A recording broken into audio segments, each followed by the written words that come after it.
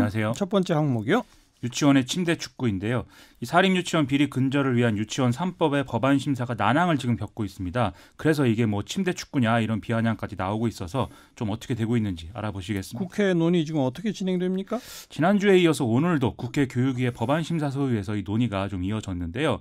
오늘도 여야 의원들이 입장차를 명확히 보이면서 제대로 논의가 안 되고 있는 이런 상황이 이어졌습니다. 그러니까 누가 어떤 이유로 처리를 반대하는 거죠? 주로 자유한국당 소속 의원들이 시간을 좀 더 가져야 된다 이런 취지로 얘기를 하고 있는데요. 제대로 된 사립유치원을 만들기 위해서 좀 각계각층의 의견을 먼저 수렴을 해야 되고 이를 통해서 다음 달 초까지 자신들의 어떤 별도 법안을 내겠다 이런 얘기를 지금 하고 있거든요. 하지만 이런 스케줄대로 갈 경우에는 아무래도 연내 처리는 좀 물 건너가는 상황이 되겠죠. 자유한국당 말고 다른 당은 뭐 반대가 없나요? 예를 들면 더불어민주당 내에서도 좀 다른 말을 하는 사람이 있다 이런 지적이 나오고 있습니다. 더불어민주당 오재세 의원의 경우에 이제 사립유치원의 사유재산 성격을 일부 인정하고 투자금을 회수할 수 있는 방법을 만들어야 된다 이런 취지의 주장을 하고 있는데 뭐 여기까지는 그럴 수 있는데 이런 얘기를 이제 하면서 한겨레와 통화한 내용이 이제 좀 논란이 됐거든요. 자기도 국가로부터 월급을 받지만 뭐 공금이라는 이유로 감사하는 건 아니지 않느냐 이렇게 반론을 했다는 것이죠. 이런 상황은 한국유치원총연합회가 개정안 수정을 요구하고 각 지역에서 사립유치원 원장들이 의원들을 압박하는 이런 상황들이 좀 영향을 미치는 거 아니냐 이런 얘기 나오고 있습니다. 사립유치원 단체에서 국회의원들한테 공문까지 보냈다면서요? 그렇습니다. 이 지난 21쪽에 달하는 의견서를 이제 보냈다 해서 이 내용이 공개가 됐는데요. 유치원 3법의 법적 문제를 지적을 하면서 자신들의 요구안을 제시하는 이런 형식으로 되어 있습니다. 이 의견서는 재산권 문제에만 주로 포인트가 좀 맞춰져 있고요. 이것을 이유로 해서 유치원 3법의 거의 대부분의 조항을 아예 받아들일 수 없다 이런 내용으로 지금 이루어져 있고요.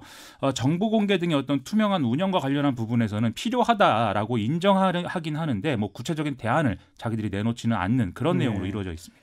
이 유치원 문제 처음 이슈화한 그 시민단체 정치하는 엄마들 그 국회의원이 사립유치원들 쪽 편들어준 사례를 다 모아가지고 뭐 공개하겠다고 한다면서요?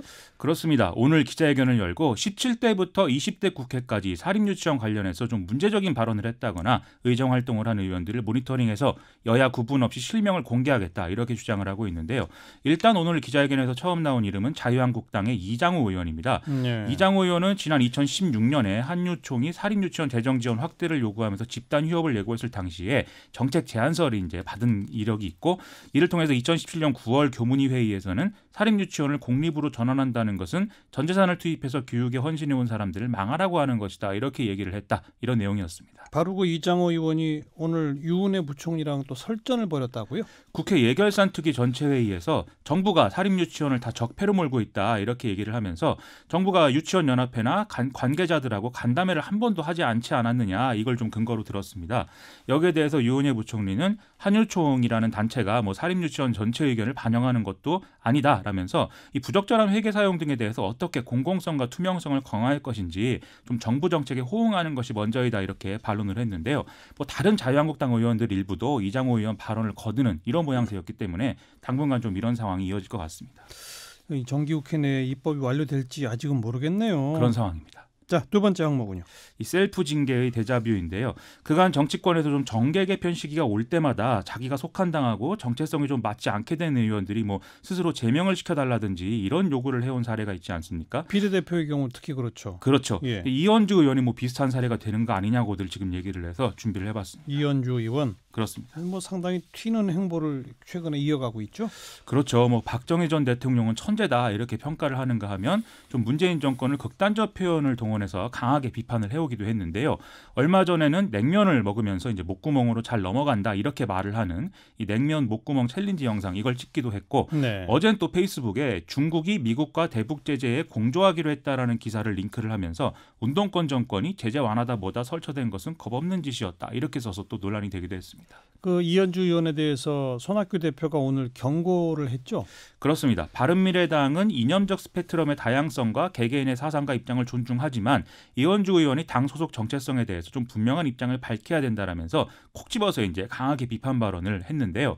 그동안 좀 지켜보는 모양새였던 손학규 대표가 이런 태도를 좀 취한 것은 이현주 의원이 지난 9일날 자유한국당 청년특위가 연 강연에 참석을 했기 때문입니다. 예. 손학규 대표는 이현주 의원의 발언을 좀 더 검토해서 해당 행위로 볼 수 있는지 살피겠다 이렇게 얘기를 했는데요. 이거 이제 징계 가능성을 예고한 거 아니냐라는 얘기죠. 근데 뭐 탈당설이 오래전부터 있었잖아요.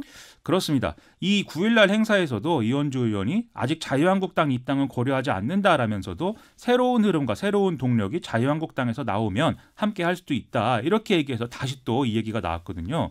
더군다나 최근 언론을 통해서 이원주 의원의 부산 영도 출마설까지 나오고 있는 상황 아니겠습니까? 손학규 대표도 오늘 이 영도 출마설 얘기를 하면서 사실 여부는 살펴봐야 되겠지만 지역위원장 공모에 응한 당원으로서 입장을 밝혀야 된다. 이렇게 얘기를 하기도 했습니다. 부산 영도? 근데 지금 이원주 의원 지역구는 광명 아니에요? 그렇습니다. 이게 아이러니하게 손학규 대표도 이제 광명시에서 3선 했죠. 이원주 의원 고향이 그런데 이제 그 부산이라는 점에서 이제 이런 얘기가 나온다는 건데요. 아하. 만약에 이원주 의원이 해당 이 광명시의 지역위원장으로 임명이 됐는데도 중간에 뭐 자유한국당으로 옮겨서 부산 영도에 출마를 하게 될 경우에는 이 바른미래당의 지역도 지금 뭐 와해 수순으로 갈 수도 있는 이런 좀 나쁜 상황이 되지 않겠습니까? 예. 좀 더 나아가서 손학규 대표 입장에서는 이원주 의원이 탈당할 경우에 다른 의원들에게 미칠 영향 이것도 아마 고려하지 않을 수 없었을 것이다라는 얘기가 나오고 있습니다. 더 따라 나갈 수도 있다 이건가요? 그렇습니다. 그렇지 않아도 지금 뭐 흉흉한 소문들이 있고 자유한국당 내에 이른바 복당파들이 바른미래당 의원들을 접촉하고 있다. 뭐 이런 뉴스가 계속 나오고 있는 상황인데요. 이런 이 국면에서는 이원주 의원이 뭐 적당한 시기에 물꼬를 트는 역할을 하는 거 아니냐 이런 이제 전망도 나온다는 거죠. 다만 바른미래당 주변에서는 이원주 의원이 좀 국민의당 출신이기 때문에 바른정당 출신들과 가까운 사이는 아니고 현재로서는 독자 노선에 가까운 행동을 하고 있다고 봐야 된다. 이런 얘기하고 있습니다. 네. 아무튼 오늘 당대표한테 뭐 직접적 경고를 받았는데 이원주 의원 반응은 없어요? 좀 굽히지 않는 이런 메시지를 언론을 통해 내놨습니다. 자신이 창당을 주도한 사람이라서 애초의 정신으로 돌아가려는 것이고 그건 이제 한국당을 자극하고 변화시켜서 종국적으로 보수 단일 대우를 이끄는 정당이 돼야 한다는 거다라고 얘기를 했는데요. 예. 손학규 대표가 앞으로 정계 개편에서 바른미래당이 중심이 돼야 한다 이렇게 얘기한 거에 대해서도 그게 폐쇄적이고 기득권에 연연하는 태도이다라고 비판을 했습니다. 종합하면 오히려 징계를 자초하는 상황을 만드는 거 아니냐 이런 해석이 뒤따르게 되는데요. 과연 이제 그렇게 되는지는 지켜볼 일인 것 같습니다. 네. 세 번째 항목은요. 황새냐 뱁새냐인데요. 최근 탄력근로제 단위기간 확대가 기정사실화된 상황에서 이 정부 여당이 좀 좌우해서 곤란한 상황들 속에 빠져드는 그런 모양새입니다. 이게 좀 다리가 긴 황새로 이 상황을 좀 수습할 수도 있겠고 아니면 뱁새의 비극이 될 수도 있을 것 같은데요. 어떤 내용인지 알아보시죠. 오늘 홍영표 원내대표도 또 관련 얘기를 또 했죠. 그렇습니다. 취임 6개월 기자회견을 오늘 했는데요. 탄력근로제 단위기간 확대에 합의가 돼서 이제 기간을 어떻게 할 거냐 이 문제에 대해서 자유한국당이 주장하는 1년은 너무 길고 6개월이 제일 가능성이 있지 않겠느냐 이렇게 얘기를 한 겁니다. 물론 노동계는 그럴 경우에 주 52시간제의 효과가 없어진다는 이유로 지금 반발하고 있는 그런 상황입니다. 주말에 노동 집회가 열렸죠. 지난 토요일에 6만 명 가까이 모여서 문재인 정권의 경제 및 노동 정책에 대해서 강하게 비판하는 그런 상황이었는데요. 이 탄력근로제 단위기간 확대 외에도 ILO 협약의 국회 비준이라든지 노동관계법 개혁 등에서 성과가 없다. 이 점이 비판 대상으로 언급이 됐습니다. 오히려 재벌과 보수 언론이 민주노총 때리기를 계속하고 있는데 당정청이 편승하고 있지 않느냐 이런 비판도 나왔습니다. 그러니까 정부 여당 쪽이 민주노총 비판 발언 계속하는 거를 문제 삼은 거네요. 그렇죠. 오늘도 홍영표 원내대표가 민주노총과는 대화가 되지 않는다. 항상 폭력만 쓴다. 한국제임노조가 사장을 감금한 것은 미국 같으면 테러로 규정됐다. 이런 얘기를 쏟아냈는데요. 임종석 청와대 비서실장도 얼마 전 국회에서 더 이상 민주노총 정교조를 사회적 약자로 볼 수 없다. 이 얘기를 해서 또 논란이 되기도 했습니다. 지금 여권과 민주노총 사이가 아주 안 좋네요. 그런 상황 가고 있습니다. 수고하셨습니다. 고맙습니다. 김민아 기자였어요.